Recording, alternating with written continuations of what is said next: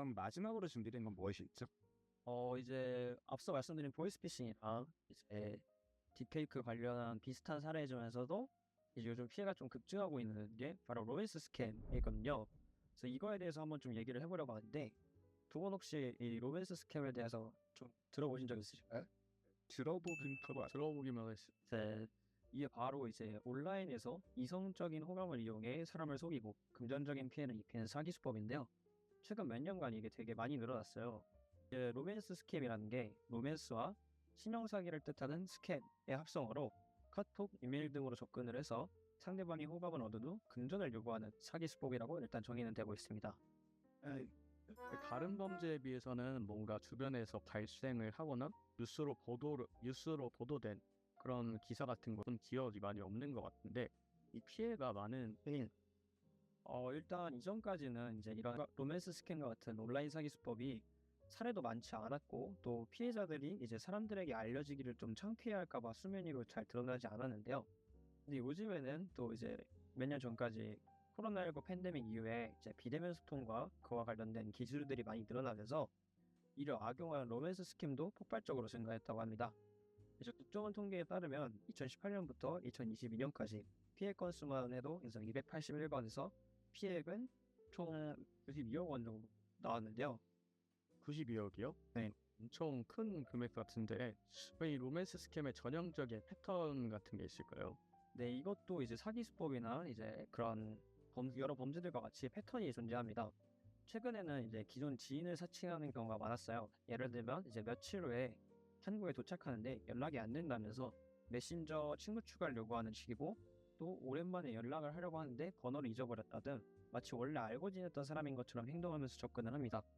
저도 요즘 이런 문자가 가끔 오거든요. 일본인인 척하면서 국제 발신 오거나 아니면 전화번호나 막 110, 2464 이렇게 되게 길게 와가지고 이제 되게 이상한 번호로 오는데, 근데 이게 또 해외 발신이다 보니까 이게 또 외국 전화번호인 줄 알고 또 믿게 되는 경우도 있다고 합니다.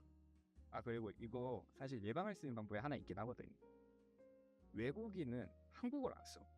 그러니까 뭔 일이 있으면 보통 영어를 써. 그래서 한국어로 오는 거는 그냥 다 차단하시면 돼요. 외국인요? 번호인데, 그러니까 외국 번호인데 영어로 안 써 있고, 근데 한국어로 써 있으면 앵간하면 다 사기라고. 제 과거에는 동정심, 연민을 유발한 뒤에 도움을 요청하는 척 금전을 요구하는 경우가 되게 많았는데, 요즘에는 이제 가상 자산 투자를 빌미로 돈을 요구하는 사례가 좀 많아졌어요. 일명 대지도살 스캠이라고 하는데요. 처음에는 이제 소액으로 수익을 보게 한 뒤에 점점 큰 금액을 투자하게 유도를 하고, 그다음에 마지막에 이제는 다 가지고 잠적하는 방식으로 나타나고 있습니다. 근데 왜 돼지도살이라 불리는 거죠? 일명 이제 돼지를 좀 이제 계속해서 살찌운 뒤에 도살하는 것과 유사하다는 의미에서 붙은 이름인데요.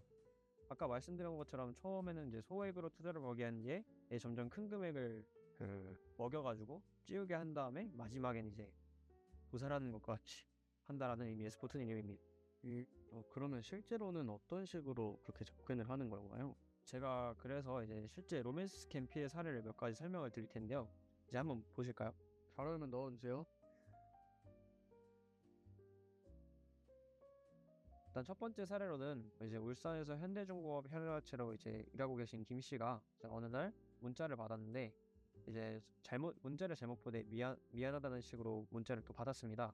그래서 이후에 이제 이야기를 좀 나누다가 이제 나이가 비슷하고 또 이제 이성이다 보니까 이제 호감을 느낀 김 씨가 대화를 이어나갔고, 외국에 거주 중이라고 말한 상대방이 자기 사진을 여러 개 보내주는 걸 보고 그래서 김 씨는 또 호감과 신뢰를 쌓게 됩니다. 그래서 이제 그렇게 계속 대화를 이어나가다가 이제 김 씨가 쇼핑몰을 같이 투자하자는 말을 받게 되고, 이제 이미 신뢰가 쌓였던 김 씨는 과감하게 이 쇼핑몰 투자에 돈을 쓰게 됩니다. 그래서 결국에는 이제 투자를 계속해서 요청을 하게 되고, 그 금액이 점점 많아지면서 이제 김 씨는 대출까지 해가면서 돈을 송금을 했는데요. 결국 이제 계속해서 또 투자를 요구하다 보니까 수상함을 느낀 김 씨가 이제 경찰에 신고를 하자 이제 그 후부터 갑자기 사기꾼과 연락이 끊기게 됐습니다. 그래서 총 김 씨는 이제 자신의 돈 1억 원과 대출받은 8천만 원, 총 1억 8천만 원을 이제 사기 피해로 얻게 되었습니다. 그리고 이제 두 번째 사례로는 이제 좀 더 로맨스 스캠에 가까운 로맨스와 관련된 사례인데요. 21년 11월 이제 소개팅 어플을 둘러보던 정 씨가 이제 프로필 속 잘생긴 남자에게 호감을 갖고 이제 이야기를 계속 이어나가면서 로맨스를 하게 되는 상황이었는데요. 이때 정 씨는 상대방의 이제 사진과 대화로 이제 신뢰를 많이 쌓은 상태에서 어느 순간 이제 상대방이 자기가 이제 어떤 사이트에 돈이 묶여 있는데 이거를 풀려면은 이제 환전을 상대방만 할 수 있다라고 속이고 난 뒤에 이제 그 돈을 대신 좀 받아달라 아니면 대신 입금해 달라라고 요구를 하는 경우가 많았어요. 요구를 와, 이게 진짜 교묘한 수법이네요. 그럼 피해를 입었을 때 처벌과 피해 복구는 어떻게 할 수 있을까요? 일단 처벌 문제에 대한 것이 가장 중요할 것 같은데요. 이 로맨스 스캠은 피해액이 상당히 높아서 경제적 또 이제 사기범에게 애정을 느끼고 속았다라는 주위의 시선 때문에 힘들어하는 피해자들이 이제 심리적으로 타격을 굉장히 많이 받습니다. 하지만 이런 로맨스 스캠은 앞서 설명하신 처벌 수위가 높은 보이스피싱 좀 피해와 다르게 로맨스 스캠 자체가 이제 범죄로 성립되기도 어렵고 일단 사기로 처벌하기 때문에 이 처벌 수위가 굉장히 낮게 나옵니다. 일반 사기는 이제 가해자의 이득액이 50억 이상이 넘어가면 5년 이상, 50억 미만이면은 3년 이상의 징역으로 나오는데 이게 굉장히 적은 그 그러네요. 처벌 수위죠. 너무 적고. 근데 또 여기서 일단 사기죄가 자체가 성립되기 어렵다는 게 가장 큽니다. 이제 보통 연인 관계에서는 차용증 등 서류가 오가는 일이 굉장히 많이 없잖아요. 그래서 또 마음을 속이는 것은 이제 사기에 해당하지 않기 때문에 속여서 투자 등의 금전적인 이득을 취해야 하는 사기죄가 성립이 되지 않습니다. 게다가 이제 주로 해외 서버에 기반을 두기 때문에 가상화폐를 사용하는 것도 있어서 제 피해자 구제가 굉장히 쉽지 않은 게 현실입니다. 그럼 일단 어떻게든 처벌을 받게 하려면 이걸 명확한 증거로만 잡아야겠네요. 그렇죠. 일단 사기죄가 성립이 하려면 상대방이 자신을 속여서 이득을 취했다는 명확한 증거가 필요하거든요. 그래서 이제 피해자 입장에서는 이 명확한 증거를 잡기가 힘들기 때문에 구제받기 어려운 경우가 굉장히 많습니다.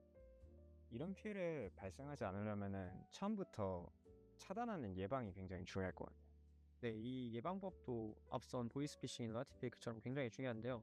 먼저 온라인에서 이제 낯선 사람이 갑자기 친근하게 다가올 때는 무조건 경계를 하는 게 1원칙인 것 같습니다. 금전적인 도움을 요청하거나 투자를 권유하는 경우에도 절대 응하지 말아야 하고요.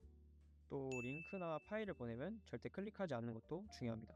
이런 경우에는 이제 신뢰를 쌓아서 보낸 링크이기 때문에 누르는데 이런 경우 이제 폰 해킹이 위험한 경우가 많기 때문에 맞아요. 그리고 만약 피해를 입었을 경우에 대화 내용이나 송금 내역 같은 증거를 확보해서 바로 신고하는 것도 잊지 말아야 할 것 같습니다.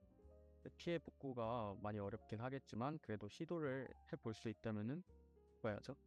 네, 맞습니다. 그래서 피해가 발생했을 때는 이런 송금 은행에 지급 정지를 바로 요청을 하거나 이제 경찰에 신고를 할 수 있습니다. 그리고 가상 자산 관련 사기일 경우에는 한국인터넷진흥원에 차단 요청을 할 수 있습니다.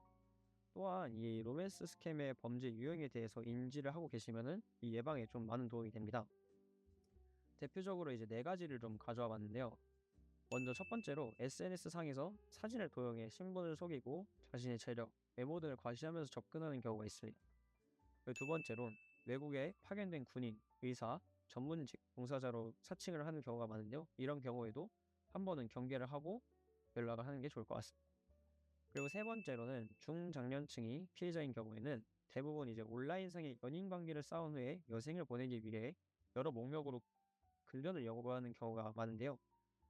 이러한 경우에는 보통 이제 남은 여생이 없기 때문에 피해 금액이 되게 억대인 경우가 굉장히 많습니다. 모든 자기가 가지고 있는 돈을 다 쏟아붓는 형식이 많기 때문이죠. 그리고 마지막으로는 이제 청년층이 피해자인 경우에는 이제 명품 선물, 투자 등 경제적인 이익을 미끼로 유혹하여 편취하는 경우가 굉장히 많습니다. 그래서 이런 네 가지 대표적인 유형들을 기억해 놓으시면 로맨스 스캠 피해 예방에 굉장히 도움이 될 것 같습니다. 네, 그 로맨스 스캠 그런 특성상 이게 마음까지 이용당한 이제 피해자 분들에게는 정말 심리적인 그런 충격도 많이 클 것 같아요. 그런 피해를 미어 그런 피해를 사전에 방지를 하려면 우리가 항상 경각심을 좀 가지고 있어야 할 것 같은데요. 네, 맞습니다. 이제 여러분들이 이제 SNS에서 낯선 사람에게서 친구 추가 요청을 받으면은 이제 꼭 신중하게 생각을 하시고 또 만약에 연락을 한다고 하더라도 금전적인 요구나 투자를 얘기를 꺼낸다. 그럼 이 상태에서는 절대 응하지 않는 것이 좋다고 생각합니다. 또 SNS에는 너무 자세한 자신의 개인정보나 이제 사생활을 노출하지 않는 편이 좋을 것 같습니다. 왜냐면은 상대방이 이제 이러한 개인정보들을 추합해서 상대방이 뭘 좋아하는지 이런 거를 가지고 호감을 쉽게 가질 수 있기 때문인데요. 그래서 의심스러운 경우에는 바로 이제 경찰에 문의하는 것이 가장 중요할 것 같습니다. 네, 이렇게 오늘 세 가지 범죄에 대해서 알아봤는데요. 세 가지 다 예방법이 사실은 자신이 조심하는 것이 가장 중요하다라는 결론이 났는데, 네, 그런 것처럼 항상 사기에 대해서 경계심을 갖고 생각하는 게 가장 중요할 것 같습니다. 여러분들도 항상 주의하시고 주변에 이런 피해 입은 분이 있다면 도움을 줄 수 있도록 안내해 주도록 하세요. 네. 그러면 그- 지금까지 시청해주신 분들 네, 감사합니다.